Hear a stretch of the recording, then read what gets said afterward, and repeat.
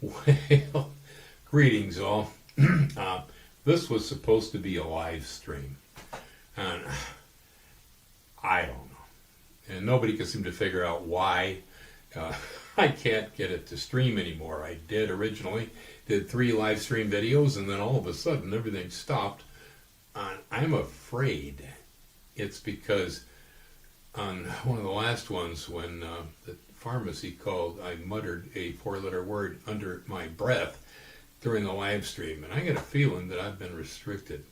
They don't talk to you. They don't send me a letter that says, oh, hey, we cut you loose. Otherwise, if that isn't it, then I assume it must be my sound gecko here, Henry the sound gecko. Henry the sound gecko is, oftentimes, he eats fermented fruit. Yeah. Well, when he does that, he gets drunk. And so then you never know what Henry's going to do. Right, Henry? Don't go saying that stuff to me. What do you mean? Well, I'm a Chicago gecko. What do you mean you're a Chicago gecko? I was born in a pet store in Chicago. And then this pimple-faced kid, it's one of the Gary Larson Far Side geeks, come walking in. And he said, oh, I want that gecko, Ma. And so, next thing I know, I'm on a cruise ship, and I end up in Hawaii. He smuggles me here in a toilet paper tube. Yeah, well then, Bill, he finds me at the Hilo Farmers Market. He says, hey, I got all the fruit you want. What did he do? He enslaved me. I am a sound man. That is the sound gecko, right? Anyway, what this was supposed to be all about, actually, was reading a Sand County Almanac by Aldo Leopold. So I'm just going to start with the foreword. There are some who can live without wild things, and some who cannot. These essays are the delights and the dilemmas of one who cannot. Like winds and sunsets, wild things were taken for granted until progress began to do away with them. Now we face the question whether it is still higher standard of living is worth the cost in natural things, wild and free. For us, the minority, the opportunity to see geese is more important than television, and the chance to find a pasque flower is a right inalienable as free speech. These wild things, I admit, had little human value until mechanization assured us of a good breakfast, and until science disclosed the drama of which they came from and how they live. The whole conflict thus boils down to a question of degree. We of the minority see law of diminishing returns in progress. Our opponents do not. One must shift these things as they are. These essays are my shifts. They are grouped in 3 parts. Part 1 tells what the family sees and does on its weekend refuge from too much modernity, the shack on this sand farm in Wisconsin, first worn out and then abandoned by our bigger and better society. We try to rebuild with shovel and axe what we are losing elsewhere. It is here that we seek and still find our meat from God. These shack sketches are arranged seasonally as Sand County Almanac. Part 3, sketches here and there, recounts some of the episodes in my life that taught me gradually and somehow painfully that the company was out of step. These episodes, scattered over the continent and through 40 years of time, present a fair sample of issues that bear the collective label conservation. Part 3, the upshot, sets forth in more logical terms some of the ideas whereby dissenters rationalize our dissent. Only the most sympathetic reader will wish to wrestle with the philosophical questions of Part 3. I suspect it may be said that these essays tell the company how it may get back in step. Conservation is getting nowhere because of its incompatible with our Abrahamic concept of life. We abuse land because we regard it as a commodity belonging to us. When we see land as a community to which we belong, we may begin to use it with love and respect. There is no other way for land to survive the impact of mechanized man, nor for us to reap from it the aesthetic harvest it is capable, under science, of contributing to culture. These essays attempt to weld these three concepts. Such a view of land and people is, of course, the subject of the blurs and distortions of personal experience and personal bias. But wherever the truth may lay, this much is crystal clear. Our bigger and better society is like a hypochondriac, so obsessed with its own economic health as to have lost the capacity to remain healthy. The whole world is so greedy for more bathtubs that it has lost the stability necessary to build them, or even to turn off the tap. Nothing could be more salutary at this stage than a little healthy contempt for the plethora of material blessings. Perhaps such a shift of values can be achieved and be reappraised, can be achieved by reappraising things unnatural, tame, and confined in terms of things natural, wild, and free. And that was a quote from Aldo Leopold, Madison, Wisconsin, 4th of March, 1948.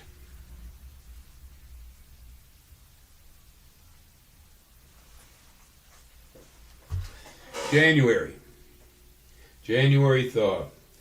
Each year, after the midwinter blizzards, there comes a night of thaw when the trickle of dripping water is heard in the land. It brings strange stirrings not only to creatures abed for the night, but to some who have been asleep for the winter. The hibernating skunk, curled up in its deep den, uncurls himself and ventures forth to prowl the wet world, dragging his belly in the snow.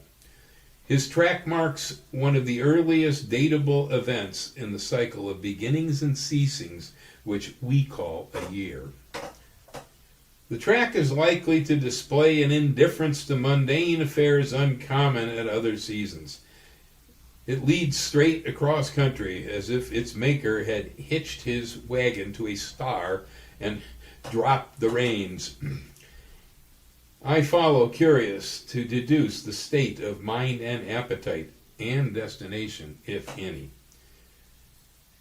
The months of the year from January up to June are a geometric progression in the abundance of distractions.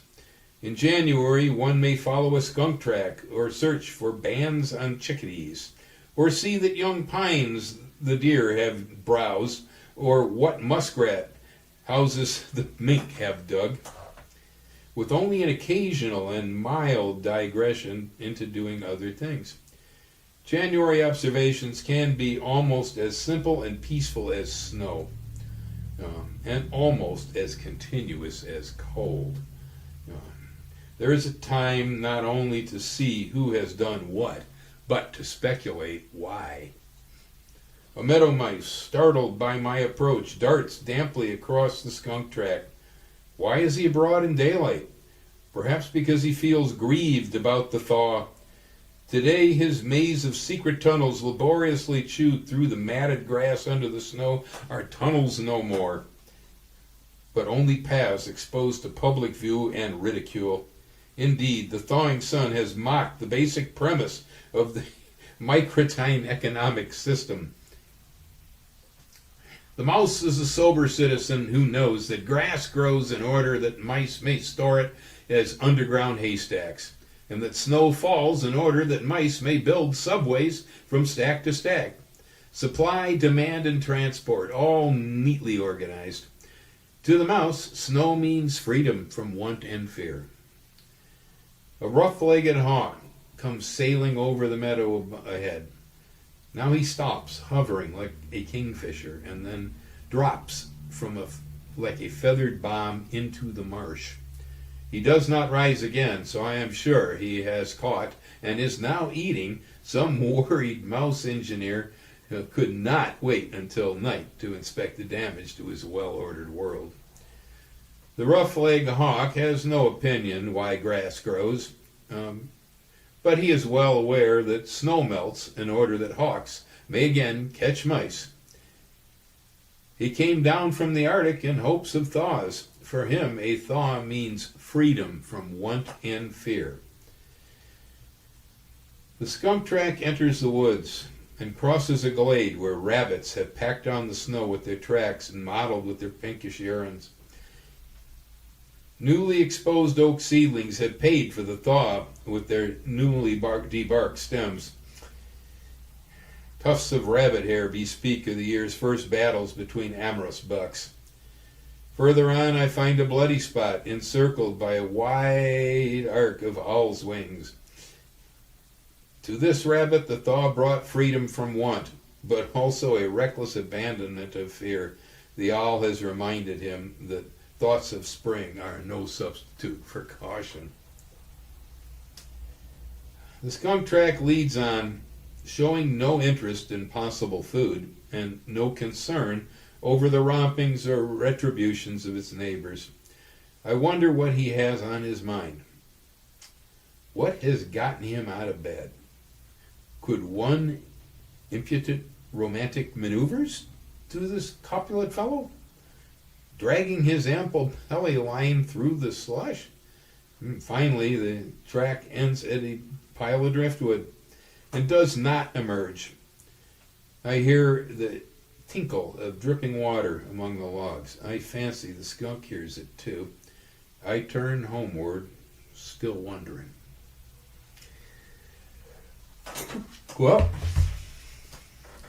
now, I'm going to stop there, but plenty more. I will continue tomorrow, as I'm already running out of voice. It's been a long day of fighting with YouTube. But it appears the book is not going live. The book will be pre-recorded, edited, and I will put it into the stream otherwise. But as far as skunks are concerned in winter, skunks are restless sleepers. They don't hibernate very well at all.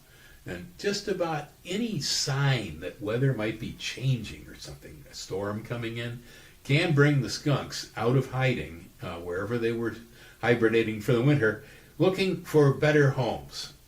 It is possible to predict the oncoming of severe storms by the skunk tracks. Yeah. When the skunks show up in the middle of winter walking all over the place, you know something's up, because they don't do that just for fun. Yeah. And on Aldo Leopold, Leopold is not a name that most of us actually know. Those of us who are into conservation and forestry, we know his name. You probably studied him in school. But he is more or less, I guess you could say, sort of a father of conservation and forestry in the United States of America. Yeah, he came from a time when we still attempted to shoot off all the grizzly bears and all the timber wolves. We thought this was good because it would be good for game hunters. Yeah, there'll be more on that subject, but that's who Leopold is. And he was originally one of the government's hired hunters. I believe it was the last grizzly bear in the White Mountains of Arizona that got him to realize what he was doing. And he changed. Shifts, as he says. Shifts. Well, okay. That was the forward, and it was Chapter 1, January Thought. Tomorrow we will do the next chapter. That's February, and it's called The Good Oak. I love this chapter. One of my favorites. Tomorrow.